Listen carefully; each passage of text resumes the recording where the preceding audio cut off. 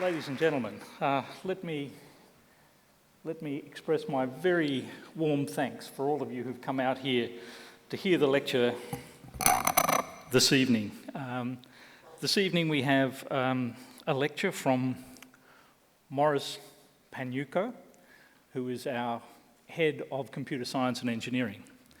In welcoming you to UNSW, let me first show my respect by acknowledging the Pagnucco people, the traditional owners of the land on which the university stands.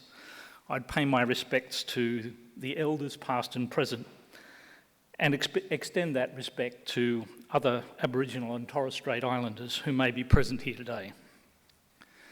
So today we will hear from Maurice Pagnucco, who is Head of Computer Science.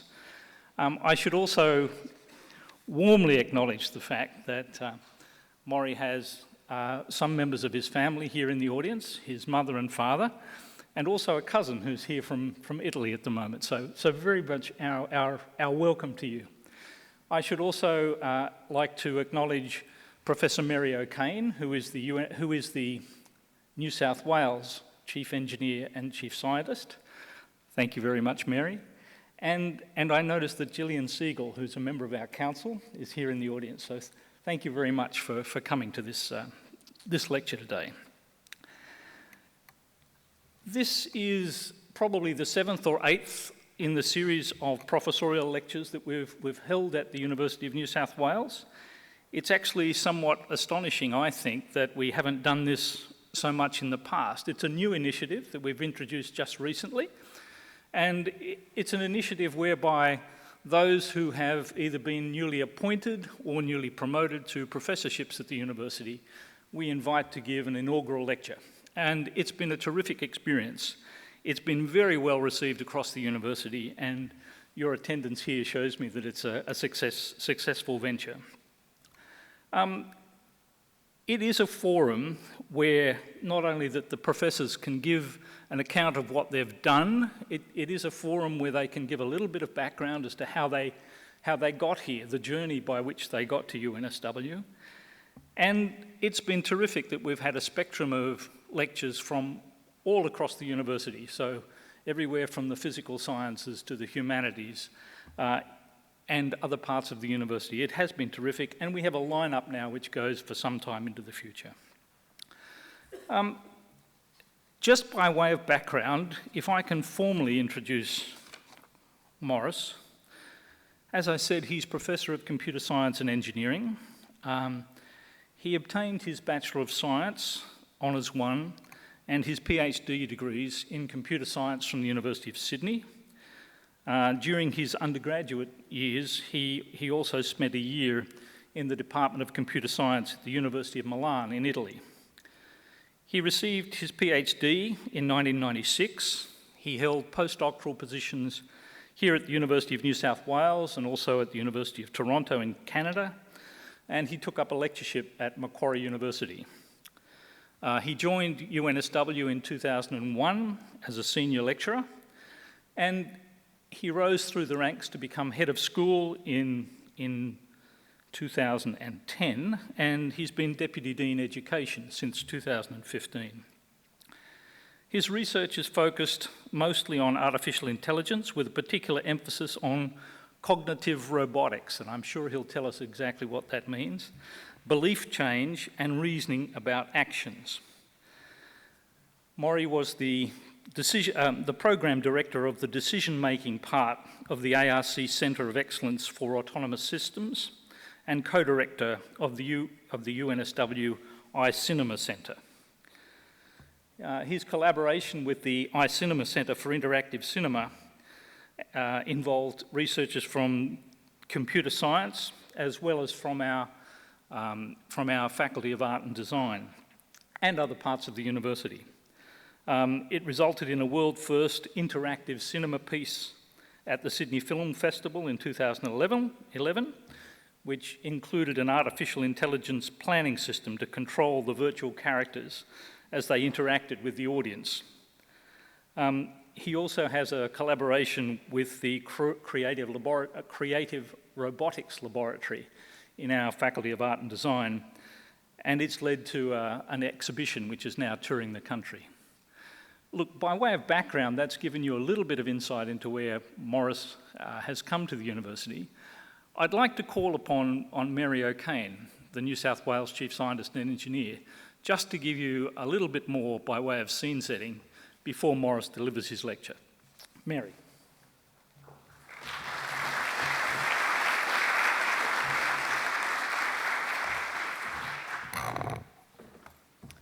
Thank you, Les, and ladies and gentlemen, thank you for inviting me to be part of this very important event here at UNSW.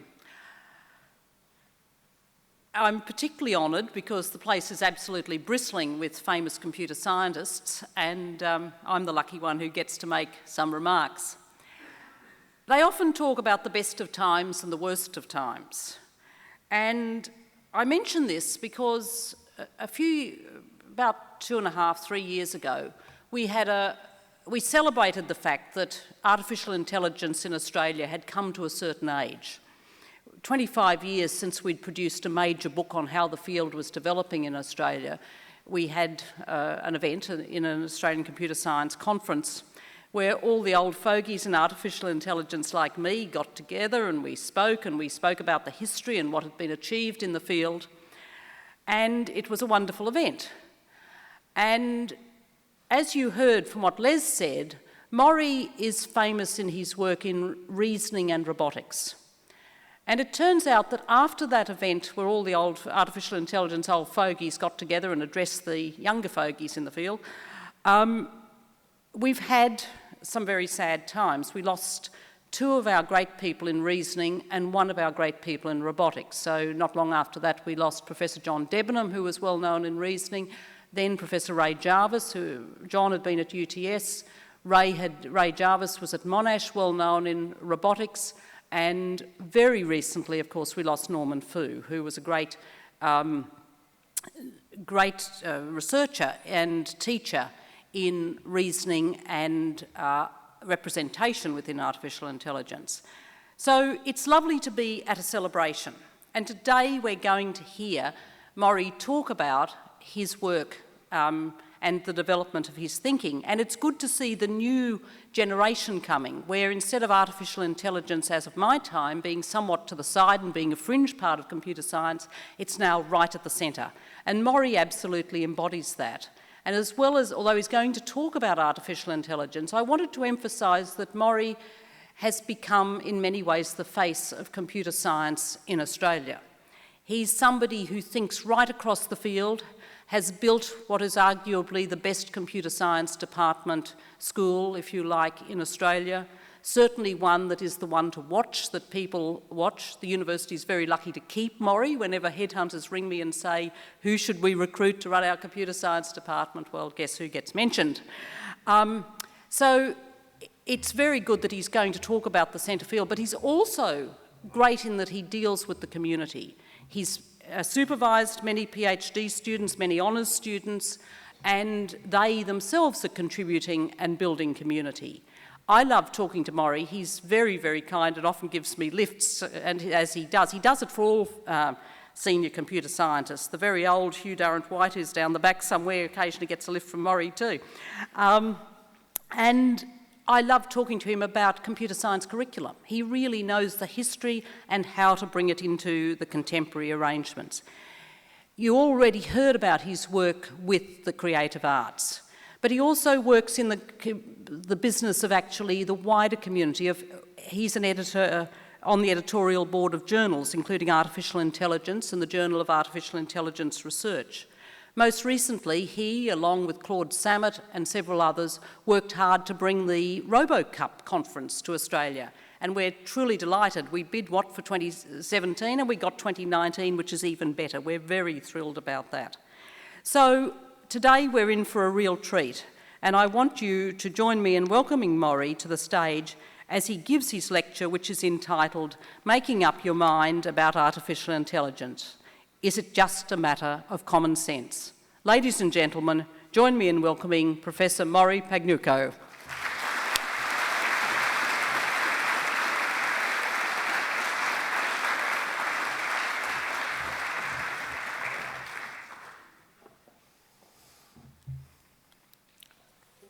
to turn the microphone on. I wanted to thank you all for being here. I'm quite humbled actually to see the crowd the room so full. So hopefully I'll get over my initial nerves and we'll have an enjoyable talk. Again, there are so many people here that have done so much for me. I just wanted to thank them all. So again, just as I start, I wanted to talk a little bit about the title because I actually got quite a few emails going, oh, I really enjoyed coming to listen to your talk. And then I realized that artificial intelligence is in the news quite a lot recently, and people are worried about where artificial intelligence is taking us. So I spent a lot of time on the title, probably more time on the title than I did on the actual talk itself. And the reason it talks about making up your mind about artificial intelligence and is it just a matter of common sense is because making up your mind and common sense reasoning are two of the themes in my talk here, and they're two areas that I've done some work on. All right, as I said, there are a lot of people that really did a lot for me, and a lot of them are sitting here in the audience, thankfully, and some people couldn't come. But I thought I would dedicate this talk to my former PhD supervisor, Norman, who passed away a month ago, and was an inspiration. And Norman, this is Norman in full character. So just a quick overview on what I'm going to talk about. I've been told to keep it to 40 minutes, so hopefully I'll take you through that journey in the right time. One of the things I wanted to concentrate on was why I love computer science, because it wasn't, as you'll hear soon, computer science that I started off doing when I came to university. I'll talk a little bit about what artificial intelligence is, and in particular what it is to me. There's quite a few different types of artificial intelligence, or what are called paradigms of artificial intelligence, that I'm just going to concentrate on one particular one, which, as Mary pointed out, is about reasoning.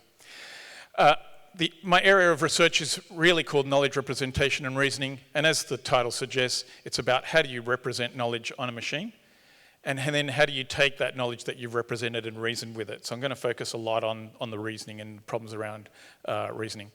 Now, this is done with what are called logics, and while I'm not going to go into the technical detail, I'll talk a little bit about logics and sort of what they are without sort of giving you any formulas. Then I'll talk a little bit about how do you change your mind and common sense reasoning, and finally wrap up with the work that I've been doing a little bit more recently on cognitive robotics, and have a few words to say about AI at the end. Okay, so where did it all start? Well, I grew up in Emu Plains, which is about 60 kilometres west of here, when Emu Plains still had emus. So if you go to Emu Plains now, you definitely won't see emus. I had briefly contemplated a modelling career, but that didn't really pan out. So needless to say, one important factor will be that I grew up in a bakery. My father's a cabinet maker, but my uncle's a baker, and I grew up in a bakery in Emu Plains. I did also briefly contemplate a sporting career. That didn't pan out, as you can guess. That's me there if you haven't guessed, and I'm guessing that myself and this young guy on this side should have guessed that the game was up pretty early on, since we're not the only ones not wearing jerseys. One early good piece of fortune I had was the fact that my uncle was a baker, and this is a different bakery to the one I grew up in, but my uncle opened a bakery in Penrith, and I was hired on Saturday mornings to bake bread. And so I earned like $30 every Saturday, and it was a lot of money for a 14, 15-year-old child, and I didn't really have anything to spend it on. The other really good piece of good luck is growing up with a neighbour who owned a toy store. So the first thing I did with the money that I got was I bought myself this. And for those of you, those youngsters here, you probably won't realise what this is, but it's a computer. And it was called the Commodore 64, and it's probably one of the early sort of popular computers that came out. And I taught myself to program. Wrote a lot of programs. Actually, I'd even get my sister to type in some stuff for me. So by the time I'd got to the end of high school, I was trying to figure out what I would do. And when I went to enter university, I decided that I would do mechanical engineering. And the other good luck was that I had my other uncles, because of course coming from an Italian family, you've got to work for your relatives. So every school holidays, I was sent to work in my uncle's factory, and they produced high pressure water pumps and pumps that are used for pest control. So I was set to work on the lathe and things you probably couldn't do now as a 15, 16-year-old. But I was sent to work in this factory, and I became interested in mechanical engineering. So I started off in mechanical engineering, and that was great. But at the end of the first term, I read this book, and this book is what ended up changing things for me.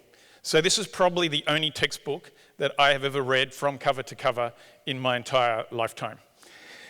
And it's strange because, as I said, I read this book and it sort of determined what happened to me next.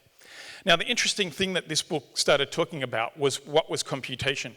And while I'd written programs, I didn't really sort of think about what does it mean to compute something. So this book started to talk about what does it actually mean to compute something. And I was going, oh, wow, never thought about that. I thought it was pretty obvious what computing was. Now, more importantly, as we'll see in a moment, one of the other things it talked about was that there were easy problems, there were difficult problems, and most importantly, there were problems that computers could not solve. And at that point, I was really blown away because I said, what do you mean there are problems that you can't solve with computers? And it turns out that the reasoning problem is one of those problems that we know and we can prove that you cannot solve with a computer. And at that point, I became interested in sort of the more mathematical sides of computing. And I'll take you a little bit through computation so you can get a bit of an idea of what I mean. Because I do feel that computation is one of the great unsolved problems of our lifetime. We know a little bit about it, but we haven't fully figured it out, as I'll explain in a moment. Okay, so what is computing? What does it mean to compute something? Computation, I mean, everyone talks about algorithms nowadays. Everyone's inventing algorithms and coming up with algorithms here and there. So what's the difference between algorithms and programs? Well, algorithms are really just recipes. So if you took your favorite recipe book, what does it tell you? Well, open up to any page, and basically what it tells you is how to take these ingredients and turn them into this thing over here. So it gives you a sequence of steps, and if you were to follow those sequence of steps with these and do each step one after the other, you'll end up here. And that's what a computer program essentially is. It's just a sequence of steps. If you were to follow those steps, it allows you to perform some sort of computation, end up with some result. Now, the nice thing about traditional computer programs, procedural ones, is that you only need a couple of elements. So either you do one thing after the other, you can do things repeatedly, or you can make a decision, and on the basis of that decision, do something or do something else. And that's it. And when I talk to my first year computer science class, I go, that's about as complicated as it gets. Computer programming is that difficult. It's really, really, really that simple. So what's all the fuss about? Well, after you've written the algorithms and the programs, the next thing you start thinking about, well, is how much time in particular, is it going to take to solve a particular problem using an algorithm? A program is just an algorithm that will run on the computer. So how much time will this algorithm take to solve a problem? And we're usually interested in the worst instances of these problems. Sometimes we consider memory, but for us at the moment, we'll just stick to time. Now, it turns out, as I said, some problems are easier to solve, and that's good. Turns out that some problems are more difficult to solve. So what types of problems are more difficult to solve? Well, playing games like chess, if you have a university, you've got to develop the timetable. You've got a lot of classes, you've got a lot of students, you've got a lot of courses. How do you fit them all into the available resources that you have?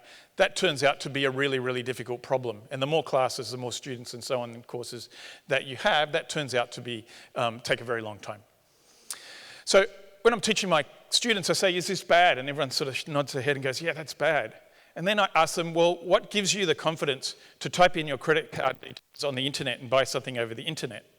And they think about it with prompting. They'll figure out that the reason they have faith in doing that is because the information is encrypted when it's sent to the merchant. And decrypting that encrypted information turns out to be a difficult problem. So if computation turned out to be universally easy, we wouldn't be doing things like commerce on the internet. So that can also be a blessing. Okay, and then as I said, turns out that some problems cannot be solved. Reasoning in being one of them and planning being another. And I'm going to talk a little bit about those.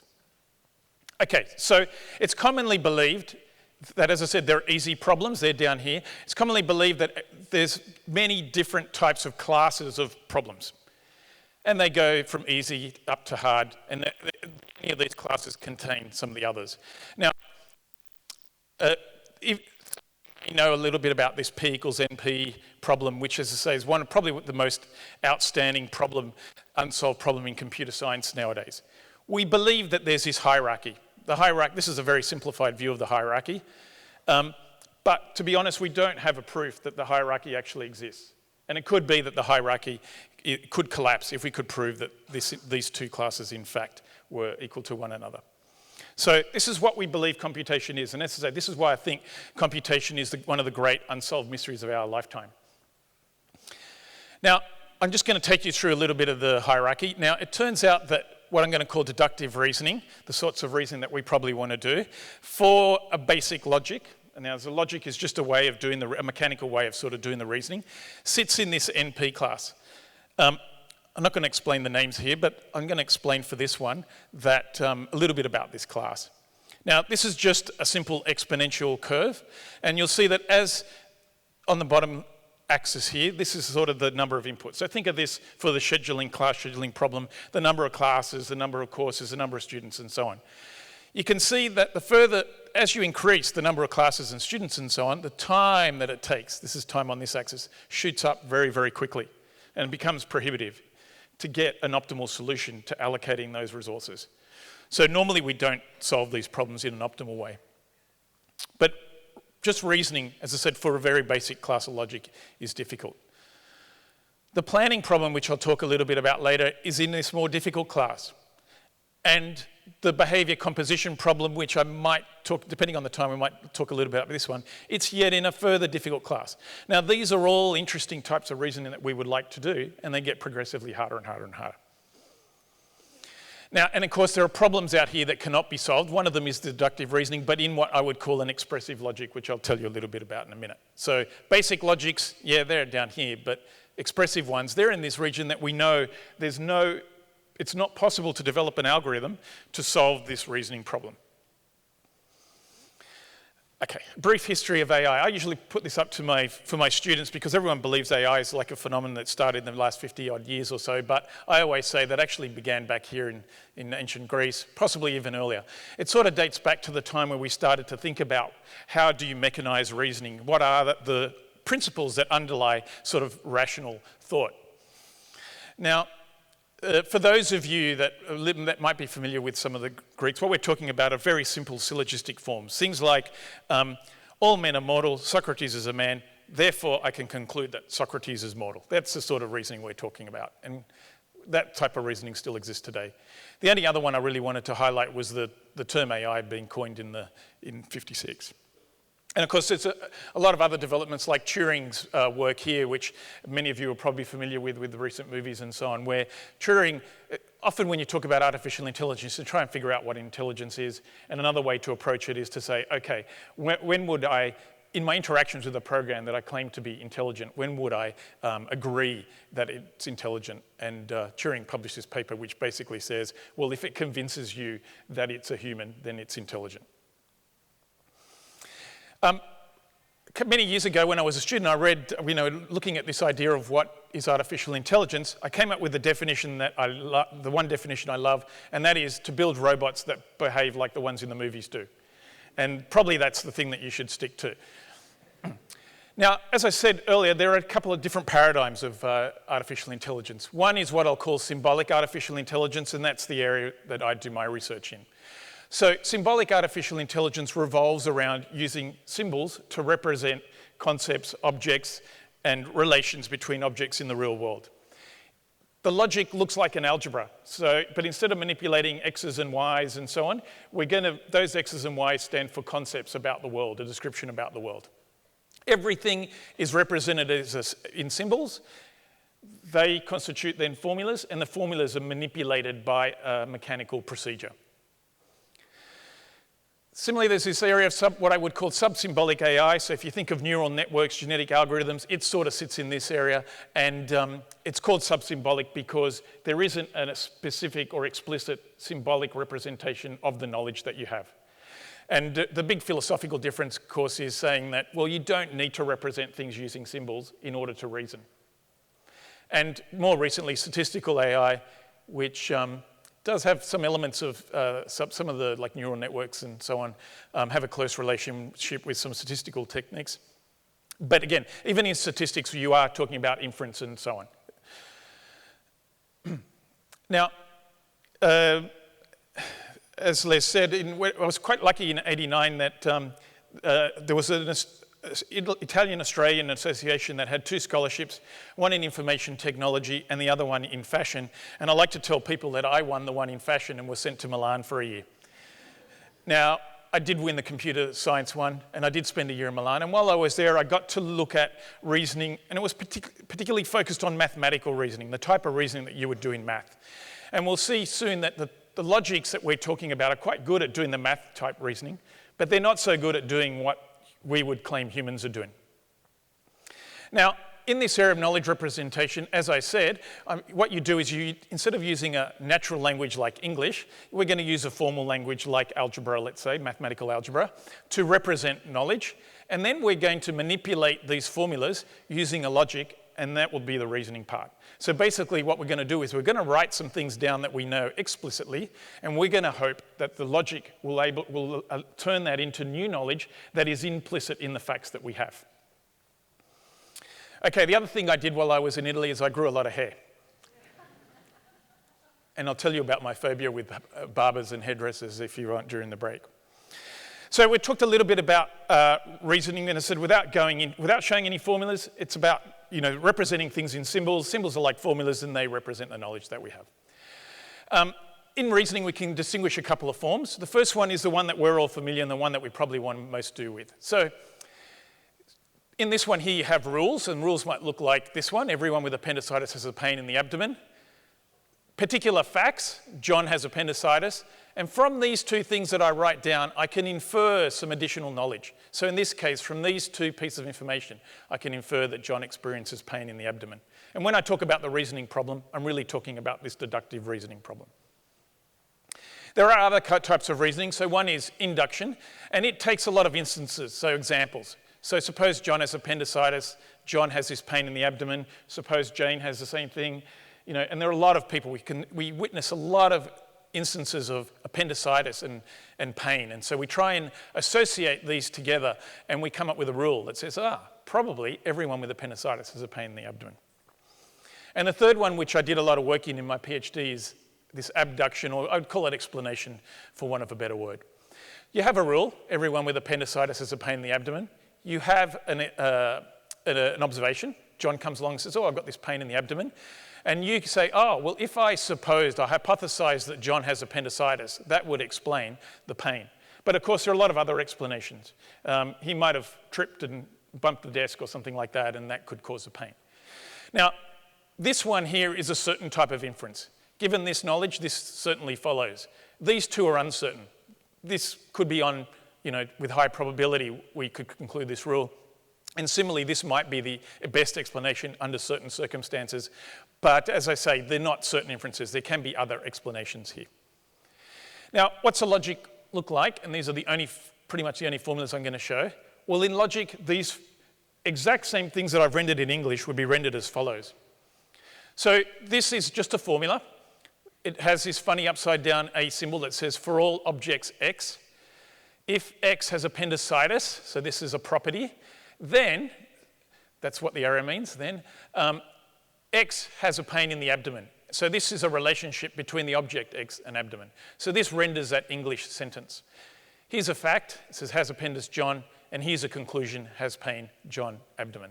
So basically, the reasoning problem is taking things like this and concluding these things are explicitly written down, and we're going to conclude implicit things like this one here. Okay, so as I said early on, one of the things I was interested in is how do you change your mind? How do you maintain beliefs about your environment? And as you obtain more information, how do you then use that information to change your mind? I'm going to motivate this by an example. So basically, I should have gone through my nice little graphic. So you've got some description of your beliefs about your environment. You obtain some new piece of information. And what you want to figure out is what should your new beliefs about the environment look like? And here's my example. So suppose, I've taken this paper from this example from this paper here. Suppose that you currently believe these 4 pieces of information. The bird caught in the trap is a swan. The bird caught in the trap comes from Sweden. Sweden is part of Europe. All European swans are white. Well, firstly, you can conclude some things implicitly from this explicitly written down knowledge. So the first thing you can do is conclude that the bird caught in the trap is white from this information. Now, suppose that you're told that the bird caught in the trap is black. It contradicts one of the pieces, one of the consequences that you can draw from this bit of information here.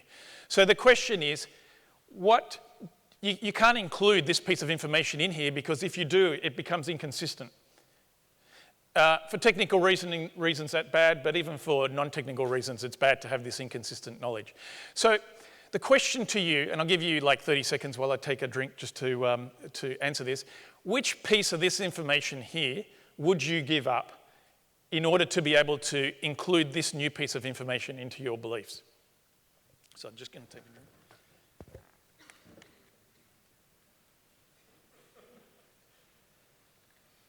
Just a hint, there's no wrong answer. So it turns out you could actually give up any of these pieces of information and include this in there. One of the possibilities is to take one of the sentences that I had here about all swans are white and actually weaken it with all European swans except for some of the Swedish are white. Now, the problem that this highlights is that using a logic, those formulas, it's not possible to make this decision using the logic alone. So a lot of the work here turns into formulating some preferences over these beliefs and then exploiting the preferences. So you have to add that information to the beliefs that you had. So how do you change your mind? Well, you use these preferences, and there's a whole area of mathematics around how do you use those preferences to change your mind.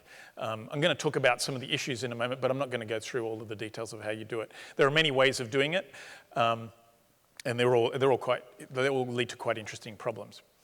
Now, another thing that this example highlights is you notice that I weakened this all European swans are white formula. Now, part of the problem with this type of logic where we have formulas like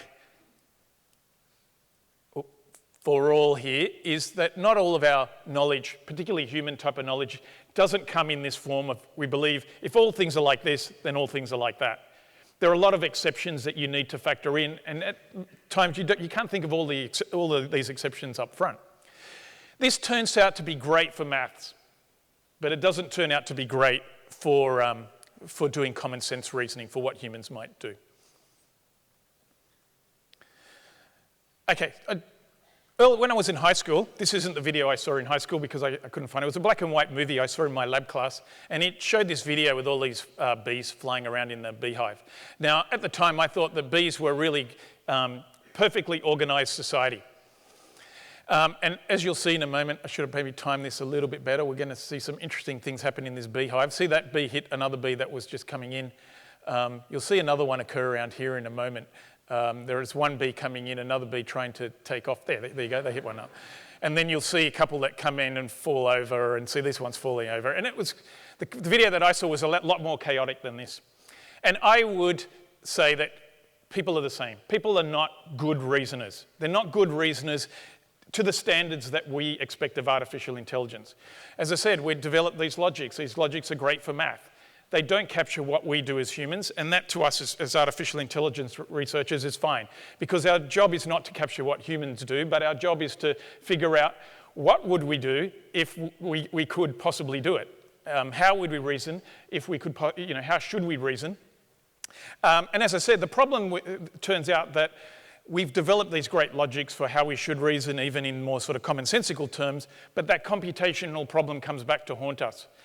Either the problem is going to be very difficult to solve, it's going to take a lot of time as we have more pieces of information in our beliefs, or it's impossible. It just cannot be done because we know there's no mechanical procedure to solve the deduction problem. As a way of remedying this, and I'm just going to highlight this term, I'm not going to talk about it too much later, but we talk about what's called non-monotonic reasoning. Now, I'll give you an example. So in mathematical reasoning, the more you know, the more you can prove. You can prove everything you proved before, and you can prove more things later.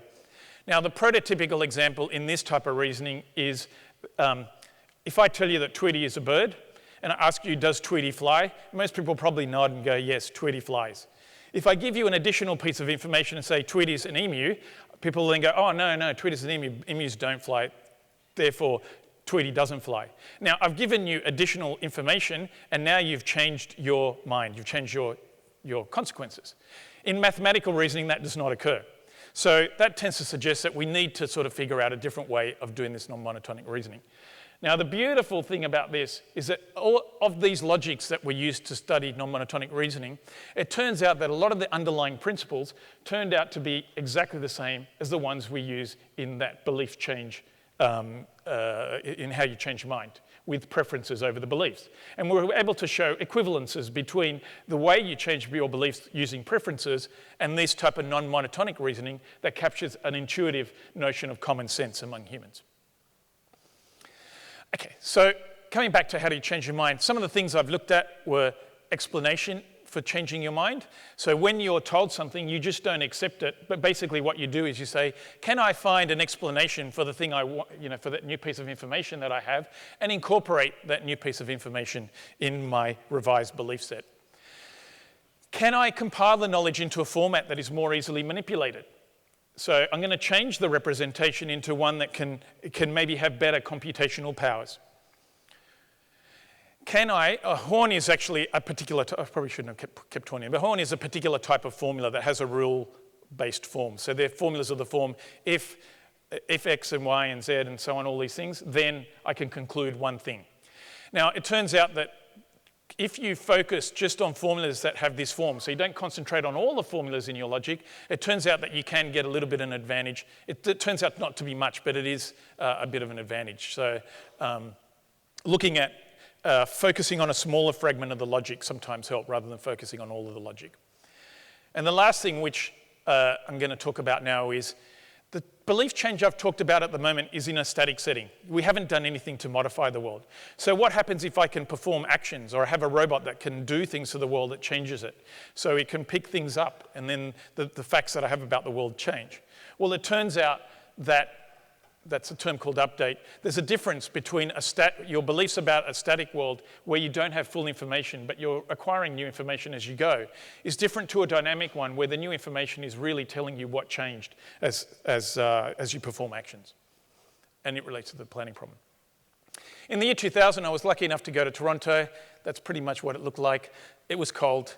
I started doing some stuff on robots, and it led me to look at these sort of dynamic logics. I did a lot of work in what does belief changing your mind mean when you have actions that you can perform? And that turns out to be quite a different level of complexity. And we saw that the planning problem is at a higher class of complexity than that simple deductive reasoning problem. Many years later, we actually used this work that I'd done in Toronto to solve problems like the following one. And this is a scenario from the RoboCup at Home competition in which you got robots in the home and you show the robots around the home and tell them where things are. So here's the human telling the robot or asking the robot, can you collect the red cup from the table in the kitchen? And the robot goes into the kitchen and finds a red plate and a blue cup. And then it's going, oh God, what should I do here? Which one should I bring back? Now, most of us probably won't have much of a problem here because we probably think that the nature of the object rather than the color of the object is the more important thing. But of course, a robot doesn't know that. And this belief change framework was able to be used here to change the goals of the robot, what it should do when it gets there. I'm going to just show you a couple of videos and that's going to just summarize a little bit of the later work that I've been doing with some of my colleagues. Now, as I said, the last thing I wanted to talk about was cognitive robots. So a cognitive robot is just a robot that thinks about the world and uses what it knows, so this knowledge encoded in these logics, to decide what actions to perform. And so basically what it does, it combines some reasoning in something called planning. Now, planning, I've used the word a fair bit, but I haven't really explained it. So planning basically is where the robot needs to figure out how to achieve a goal. So it's got a lot of knowledge, and I'm going to show you what that type of knowledge is in a moment. It has to reason about what sequence of actions can I possibly perform to be able to do what I've been asked to do. So in this case, it needs to figure out what sequence of actions should I do in order to retrieve the red cup from the table. So obviously it would need to turn around, go through this door, look at the table, and so on. So it has some number of actions that it can perform. Oops, better go forward rather than backwards. These are some of the robots that I've been fortunate enough to work with in our lab.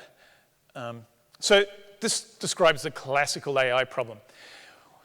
We're trying to build something which is called a planner.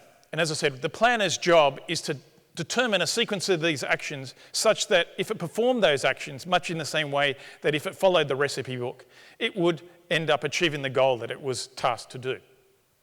Now, the inputs to the planner are an initial description of the initial state of the world. So what does the environment look like, written down in those formulas with the upside down A's.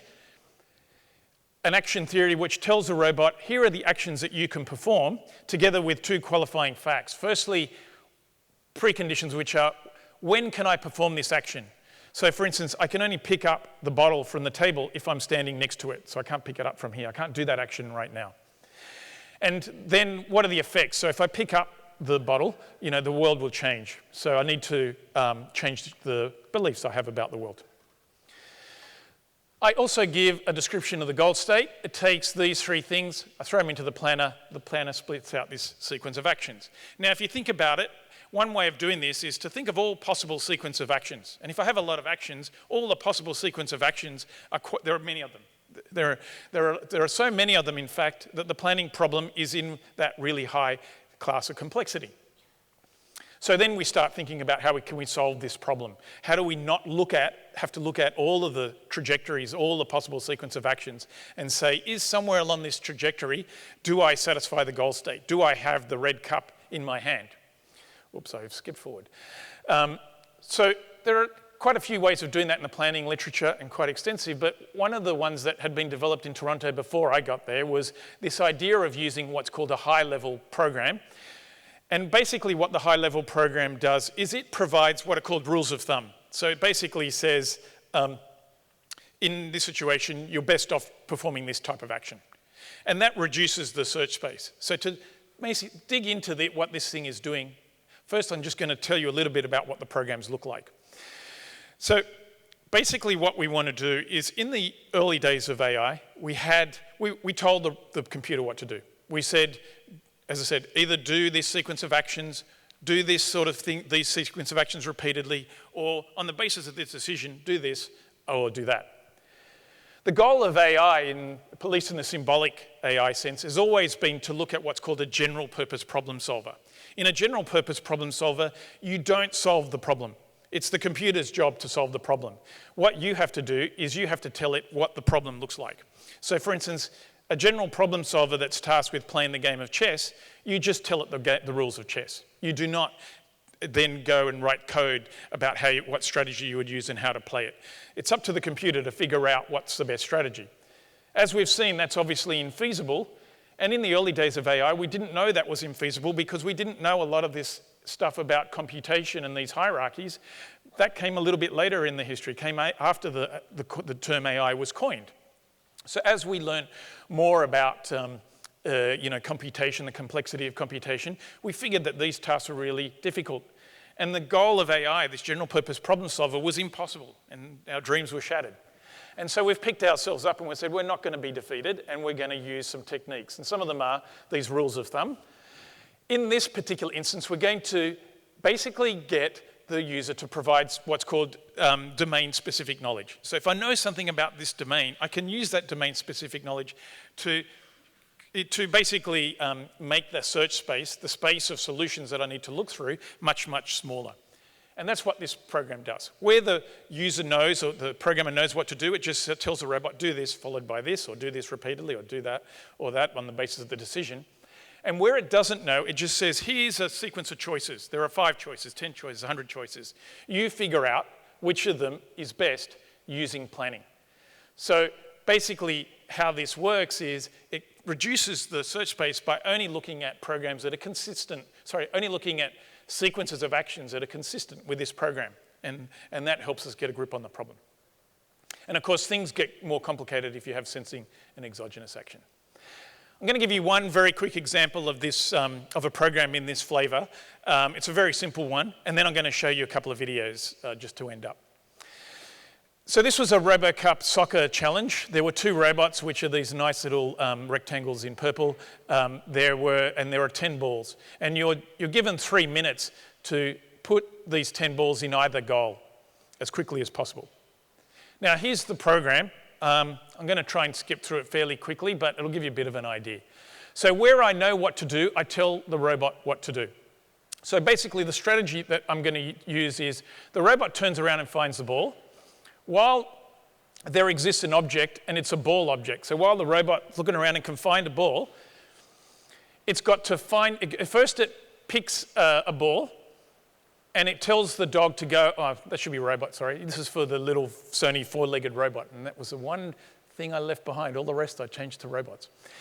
It picks a ball, and it asks the robot to go and hold the ball. So the robot walks over, looks around, it sees a number of balls, it goes and picks one, and it picks one, it plans which one to pick. So it doesn't pick arbitrarily, but it picks one that will allow it to satisfy the goal of putting away all 10 balls.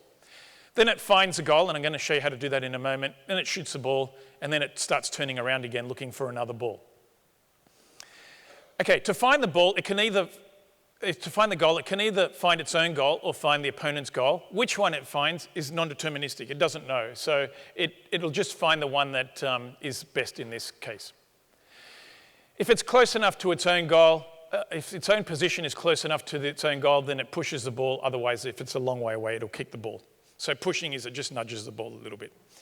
So where you know what to do, you tell the programmer what to do. Where you're not sure, like picking and choosing between doing this or this, the computer or the underlying execution model basically tries to figure out which is the best action to perform using planning. So you mix planning with deterministic code to reduce the complexity of this problem.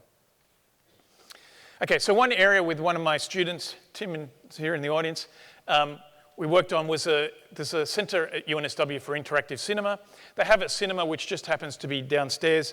It's 10 metres in diameter, 3.5 metres high. You stand in the middle, you can put 3D glasses on, there's a tracking system, and you can see these movies that are surrounding you fully. So in 2011, some colleagues and I developed this system. Tim and I just worked on the planning system. Did I turn one? Sorry, turn the volume off. So this shows you the... These are the eyes. This piece. It takes about 10-15 minutes. As I said, it's an interactive piece. The audience is in the middle of this cylinder.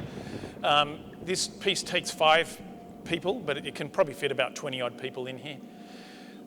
You'll see a little bit later that the people have this little sort of reflective thing on a cap on their head, which is the tracking system. And the tracking system is an infrared tracking system that one of my colleagues and her student developed. Now, just to give you a little bit of an idea, these virtual characters standing on these eyeballs, well, the eyeballs respond to the movements of the audience. So as the audience move around, the eyeballs move around. And as you saw, these virtual characters sort of stand on top of them.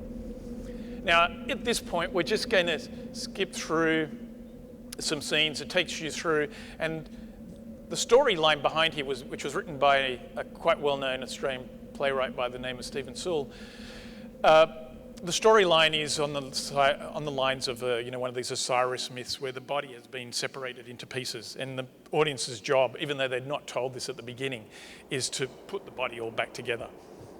And we'll see towards the end that the bit that Tim and I did was to program these virtual characters with this AI so that they would try and stop the humans from putting the body back together. There you'll see the reflection of the infrared tracking system. Now, as I said, people have got 3D glasses on here. It's quite realistic. The system itself is used for other applications that I personally was involved with, but one of the most interesting is virtual reality in mining, where they take miners in here and train them in coal mines before they even set foot in a physical mine. So here you'll see rain falling, and it's quite realistic. If you're in there, you can see the rain falling.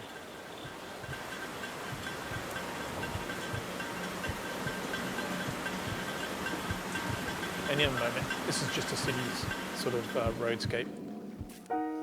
In the final scene, this is where the AI comes into play. And as I say, there are these characters here which will go into their eyeballs in a minute. They fall over. And then you'll see these darker characters appear. And it's these darker characters that are being controlled by the AI. And as I said, their job is to stop the human characters from doing what they're supposed to do, which is to put this child back together. Now, they can do one or two things. They can kick the parts, like this one's kicking it here, and they can push other characters over.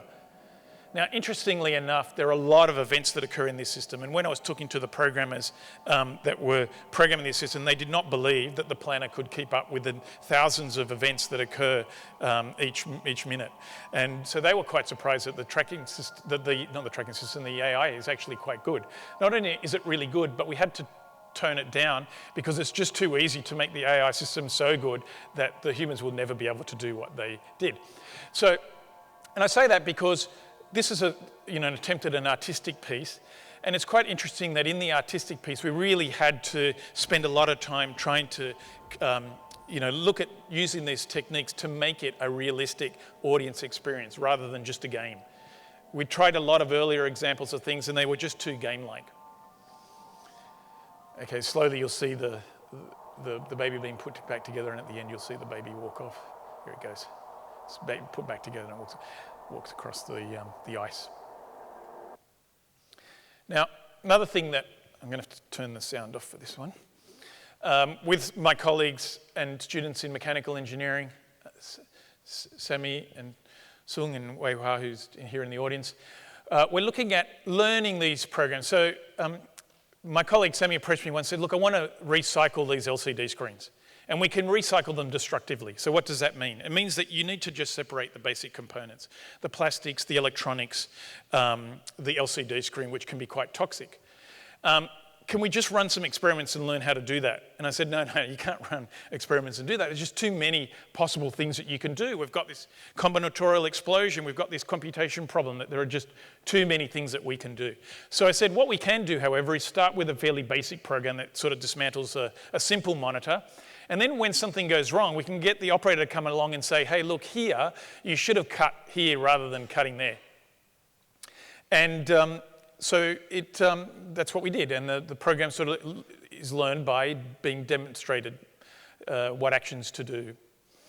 Now, you'll see that it takes a bit of time to do this. So when we first started, it took quite a long time to dismantle the monitor because it needs to learn how deep to cut and where to cut and so on. So you'll see that it tries things quite a few times before it's able to separate out some of the pieces. If you want to know what it sounds like, oh no, so they've toned it down a bit upstairs, so but you can hear it sort of shearing away. And now it takes about 40 minutes to do this, but we're still doing a fair bit of work here in trying to learn how to dismantle these monitors effectively and using, in this case we only had a cutter, but we're trying to see if we can use different tools.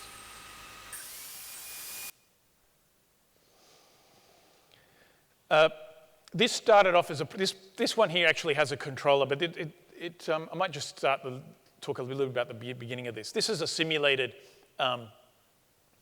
environment put together by one of my students, David Rajaratnam, who's now one of my postdocs.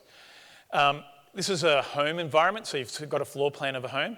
The red thing is simulating a robot. The blue thing is simulating a human. The human's job is to go around here and tell the red robot, what does this environment look like?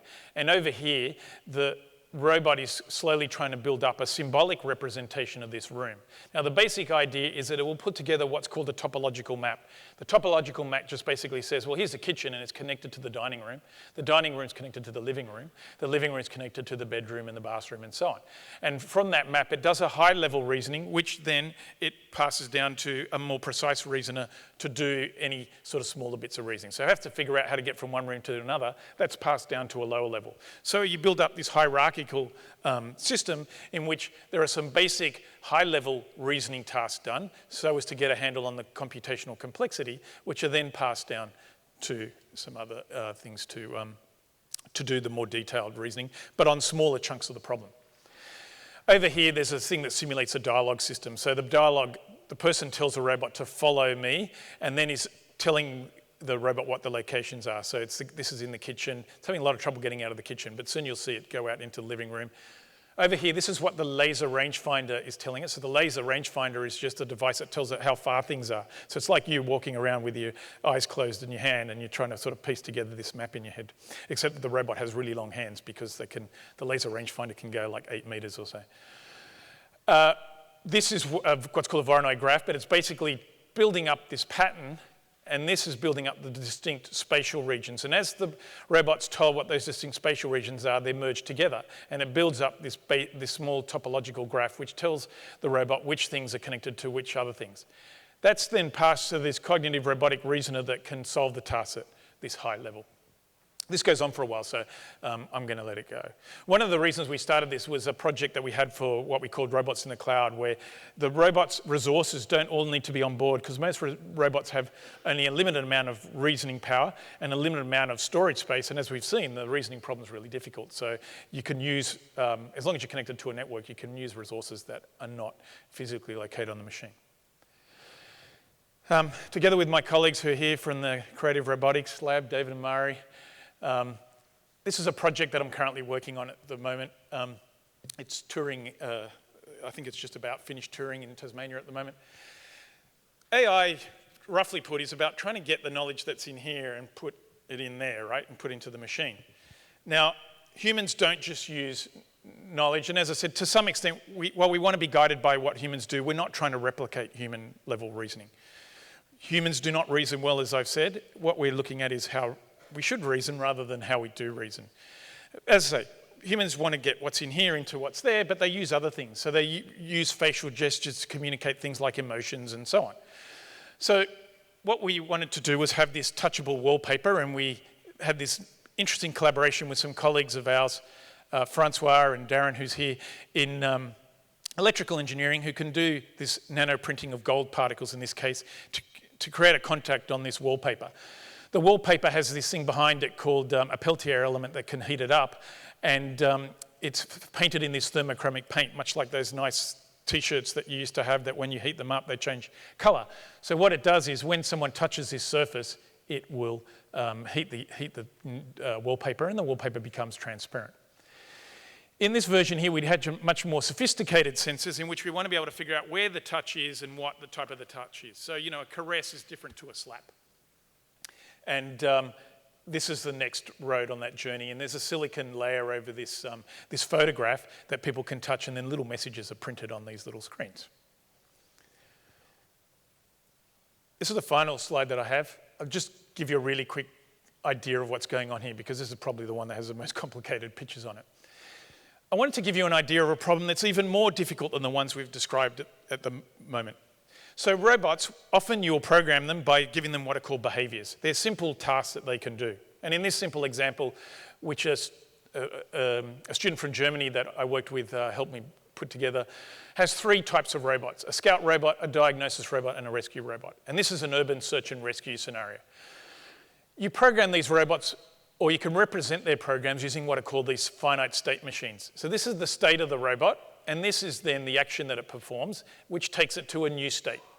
So in this case, the scout robot can just go and look for victims in this collapsed building. The diagnosis robot can look for look for victims, but also diagnose them.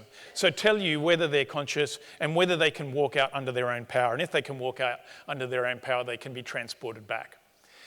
If the person is not conscious or just cannot move, then there's a rescue robot that can go in. So here I've got three basic behaviours, three different robots. They need not be three different robots. They just might be even three different behaviours that the robots can do. And you might build up over time a library of all of these behaviours. So you've got a lot of them. Now, of course, you want to be able to reuse them. And in fact, you want to be able to synthesise new ones. So you might say, look, I want something that looks like this. I'm not going to explain what this is, but it's just a more complex search and rescue behaviour.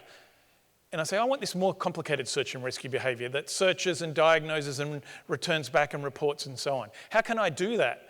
And the problem of trying to figure out how to do this by piecing these three bits together, as I said, is yet again more complicated than the planning problem. And so again, this is a solution in this particular case. The environment tells you what restrictions the environment proposes. But in this case, I can provide a solution. It would take a long time to do that if you've got a lot of behaviours and the behaviours are really complicated. These are really, really simple ones. So often what you do is you don't give the optimal behaviour, but you might try and sacrifice something in order to get something that's close to what you want. But as I say, this is a really difficult reasoning problem.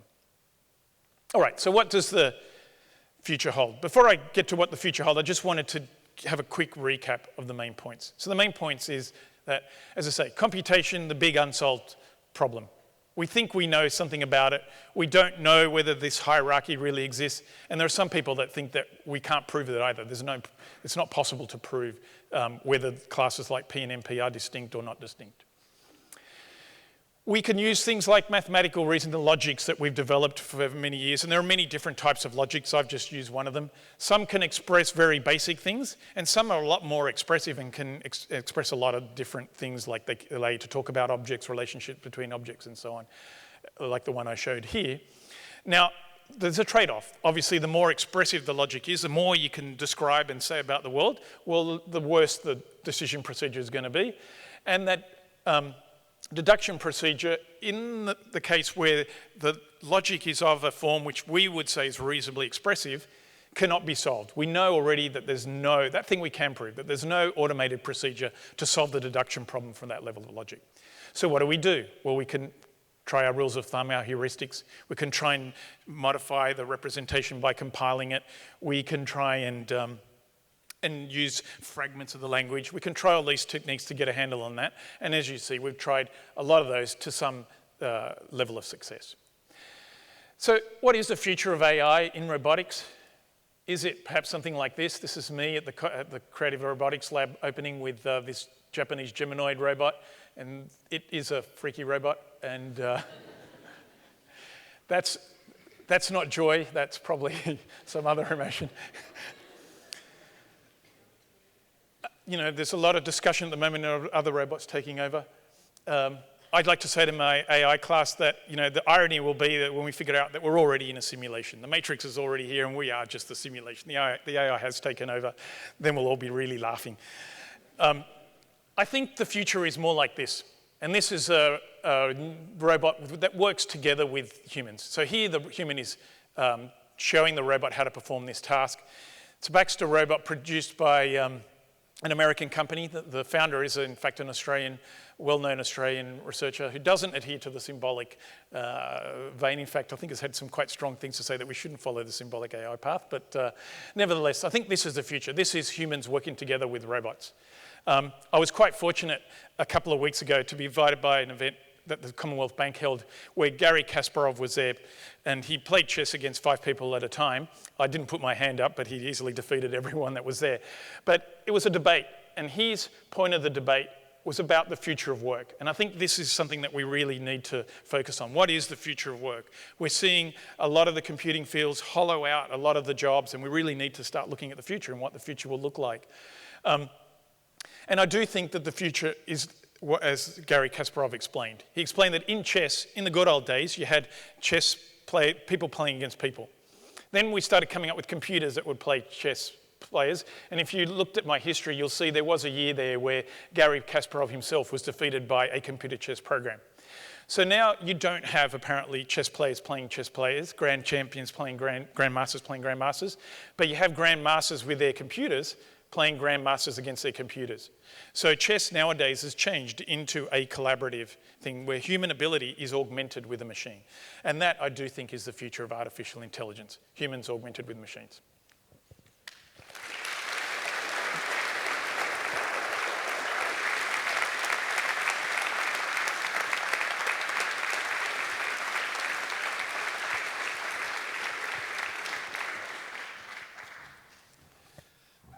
My name's Mark Hoffman and I'm Dean of Engineering, and it's my job to provide a short summary of that.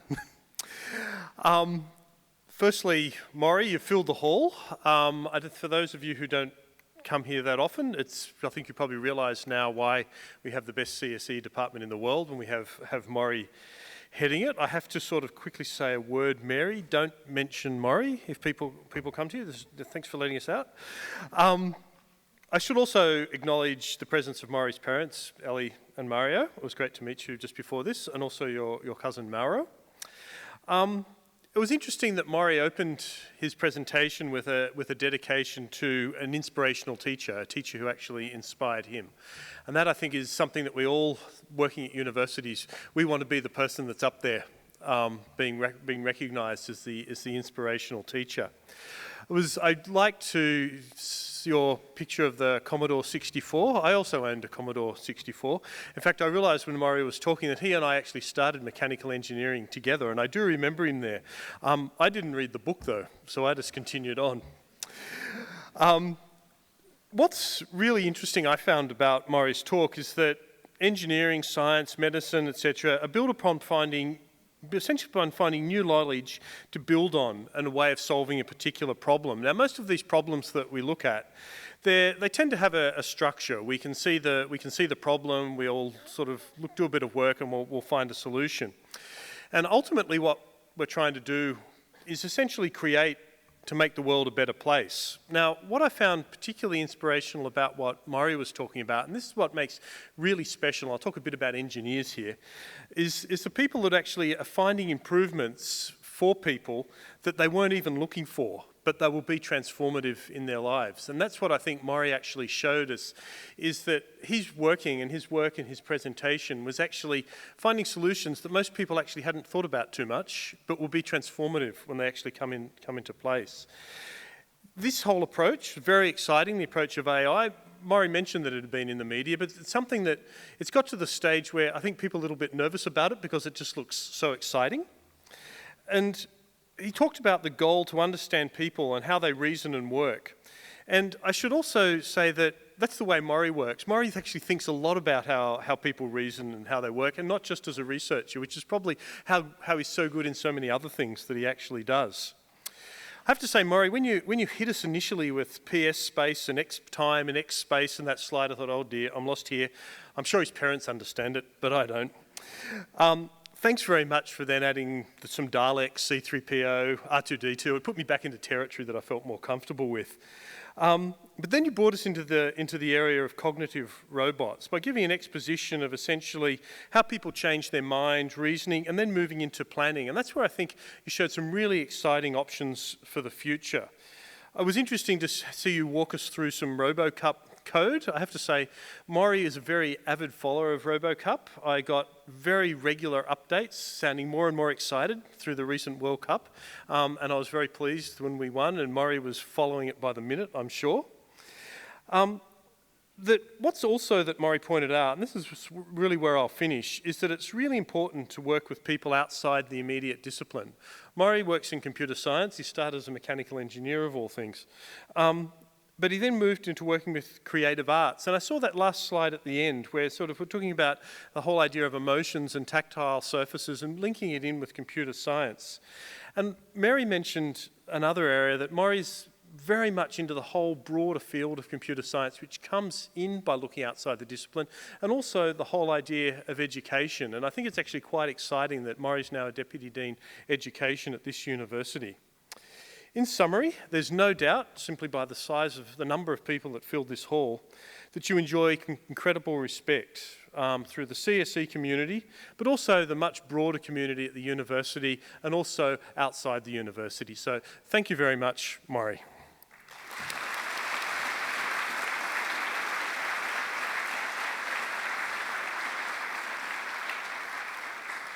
And I'd now like to call on Les Field to close the evening up for us. Thanks very much, Mark, and thank you very, very much, Maurice. One of the things that's, well, firstly, I think this AI topic is both exciting and scary. I was wondering when you had that picture of you standing next to the robot, which was the real person, and that to me starts to really worry me. You mentioned the fact that these robots think about the world and then decide what actions to take. And I think it's the deciding what actions to take that starts to scare people more than anything else. But it's just such a fantastic lecture that you've given.